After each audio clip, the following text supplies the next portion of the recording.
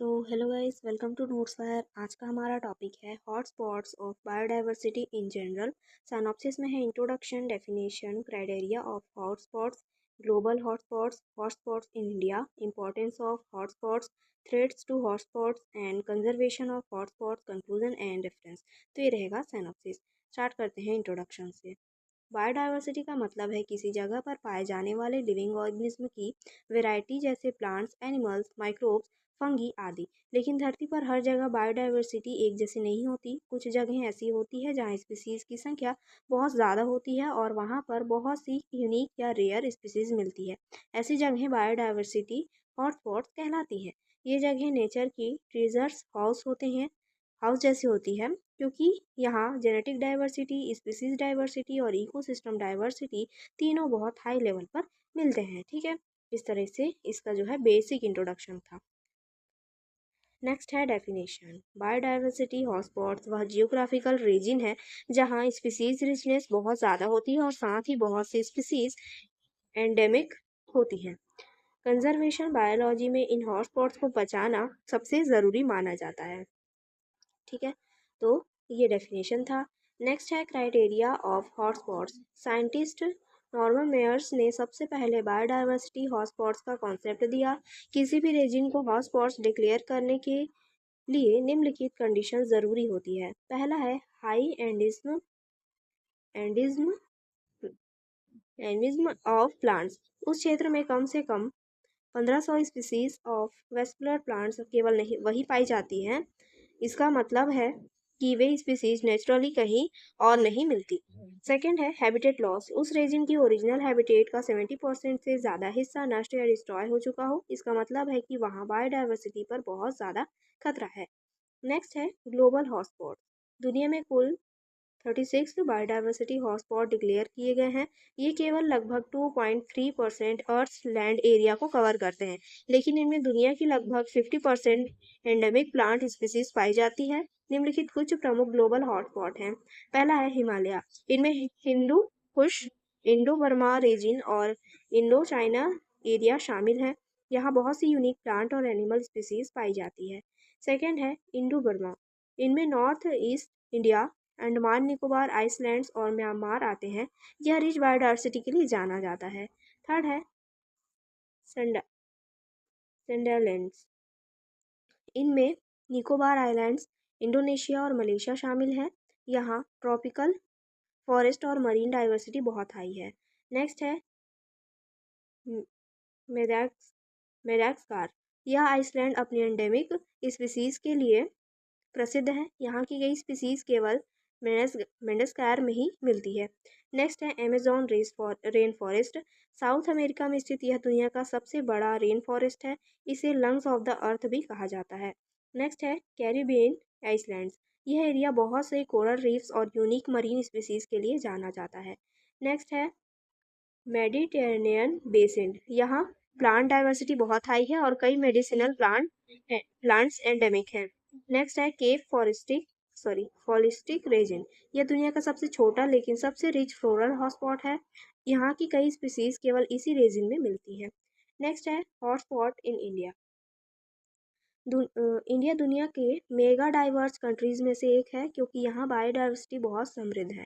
Officially India में 4th biodiversity hotspot पाए जाते हैं। निम्नलिखित उनके विवरण हैं। पहला तो है हिमालय रीजन। इनमें पूरा इंडियन हिमालय रीजन और अंडमान एंड निकोबार आइसलैंड शामिल है। यह एरिया हाई एल्टीट्यूड स्पीसीज और यूनिक आइसलैंड बायोडाइवर्सिटी के लिए जाना जाता है। सेकेंड है इंडो बर्मा रीजन। इसमें नॉर्थ ईस्ट इंडिया और अंडमान आइसलैंड्स आते हैं। यहाँ यह क्षेत्र ऑर्चिड्स, बैम्बूस और कई रेयर एनिमल्स का होम भी है। थर्ड है Indo Indo Malayan Sundalands region. इनमें निकोबार आइसलैंड शामिल है। यहाँ ट्रॉपिकल रेन फॉरेस्ट और मरीन लाइफ बहुत रिच पाई जाती है। नेक्स्ट है Indo Burma plus Indo China region. इसमें नॉर्थ ईस्ट बॉर्डर एरियाज आते हैं, जहाँ कई स्पीसीज एंडेमिक है जो सिर्फ इसी रीजन में मिलती हैं। नेक्स्ट है importance of hotspots. Hotspot nature के लिए बहुत इंपॉर्टेंट है क्योंकि ये बायोडाइवर्सिटी को बचाने और ह्यूमन लाइफ को सपोर्ट करने में बड़ी भूमिका निभाते हैं। निम्नलिखित इसके महत्व हैं। पहला तो है conservation of endemic and rare species. Hotspot में कई ऐसी एंडेमिक स्पीसीज पाई जाती है जो दुनिया में और कहीं नहीं मिलती। इनको कंजर्व करने का सबसे बड़ा मौका यही देता है। सेकेंड है सोर्स ऑफ यूजफुल रिसोर्सेज। यहाँ से हमें मेडिसिनल प्लांट्स, फूड क्रॉप्स और इंडस्ट्रियल रॉ मटेरियल मिलते हैं जो सीधे ह्यूमन नीड को फुलफिल करते हैं। थर्ड है genetic diversity of future. Hotspot में पाई जाने वाली जेनेटिक डाइवर्सिटी फ्यूचर में एग्रीकल्चर, मेडिसिन और बायोटेक्नोलॉजी रिसर्च के लिए इम्पॉर्टेंट है। नेक्स्ट है इकोसिस्टम सर्विस। हॉटस्पॉट इकोसिस्टम हमें कई सर्विस प्रोवाइड करते हैं जैसे oxygen supply, climate regulation, soil fertility, pollination और वाटर साइकिल बैलेंस। नेक्स्ट है role in tourism and economy. Hotspot natural beauty और रेयर वाइल्ड लाइफ के कारण टूरिज्म को बढ़ाते हैं। इससे लोकल इकोनॉमी को सपोर्ट मिलता है। नेक्स्ट है threats to hotspots. Hotspot diversity से रिच होते हैं लेकिन आज ये कई ह्यूमन एक्टिविटीज़ और नेचुरल कॉजेज़ की वजह से खतरे में है। निम्नलिखित मुख्य थ्रेट्स हैं। पहला तो है deforestation and habitat loss. Forest cutting और लैंड यूज चेंज की वजह से नेचुरल हैबिटेट नष्ट हो रहे हैं। इससे कई स्पीसीज एक्सटेंट होती जा रही है हो जाती है। सेकेंड है over exploitation of resources. Excessive use of timber, medicinal plants और वाइल्ड लाइफ हंटिंग हॉटस्पॉट को डिग्रेड करता है और स्पीसीज की संख्या घटाता है। थर्ड है पोल्यूशन। इंडस्ट्रियल वेस्ट, पेस्टिसाइड्स और प्लास्टिक पोल्यूशन इकोसिस्टम की सॉइल, वाटर और एयर क्वालिटी को ख़राब करते हैं जिससे बायोडाइवर्सिटी पर असर पड़ता है। नेक्स्ट है क्लाइमेट चेंज। ग्लोबल वार्मिंग और इरेगुलर रेनफॉल की वजह से टेम्परेचर और वाटर साइकिल बदलते हैं जिससे कई सेंसिटिव स्पीसीज सर्वाइव नहीं कर पाती। नेक्स्ट है इन्वेसिव स्पीसीज। फॉरेन या नॉन नेटिव स्पीसीज हॉटस्पॉट की नेटिव स्पीसीज को रिप्लेस कर देती है और इकोसिस्टम बैलेंस बिगाड़ देती है। नेक्स्ट है urbanisation and development projects. Dams, mining, roads और अर्बन एक्सपेंशंस की वजह से हॉटस्पॉट श्रिंक हो रहे हैं और उनका इकोलॉजिकल इंपॉर्टेंस खत्म होता जा रहा है। नेक्स्ट है कंजर्वेशन ऑफ हॉटस्पॉट्स।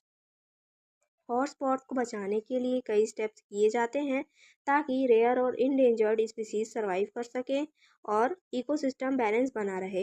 निम्नलिखित स्ट्रेटजीज अपनाई जाती हैं इसमें। पहला है establishment of biosphere reserve and national parks. Government ने कई बायोस्फीयर रिजर्व और नेशनल पार्क्स बनाए हैं ताकि बायोडाइवर्सिटी को सुरक्षित रखा जा सके और हैबिटेट डिस्ट्रक्शन को रोका जा सके। सेकेंड है wild life sanctuaries and protected areas. Wild life sanctuaries और प्रोटेक्टेड एरियाज स्पीसीज को हंटिंग और एक्सप्लोटेशन से बचाने में मदद करते हैं और उनके नेचुरल हैबिटेट को कंजर्व करते हैं। थर्ड है captive breeding and gene banks. Endangered species को कैपिटिव ब्रीडिंग प्रोग्राम्स और जीन बैंक्स में सुरक्षित रखा जाता है ताकि फ्यूचर में उन्हें रिस्टोर किया जा सके। नेक्स्ट है afforestation and sustainable use of resources. Afforestation करके पेड़ों की संख्या बढ़ाई जाती है और रिसोर्सेज का सस्टेनेबल यूज किया जाता है जिससे इकोसिस्टम रीजनरेट हो सके।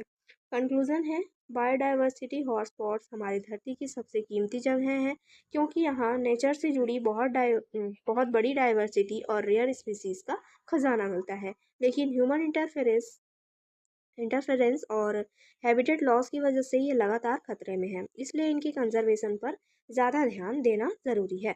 हॉटस्पॉट को बचाना मतलब फ्यूचर जनरेशन्स के लिए लाइफ सपोर्ट सिस्टम को सुरक्षित रखना। तो ये है इसका कंक्लूजन। रेफरेंस में है Norman Myers and Odum ecology, Miller and Spoolman environmental science and NCERT and UGC ecology texts and YouTube notes wire. तो ये था आज का टॉपिक। आई होप आपको समझ में आया होगा। समझ में आया है तो प्लीज़ लाइक करिए एंड सब्सक्राइब करिए। Thank you.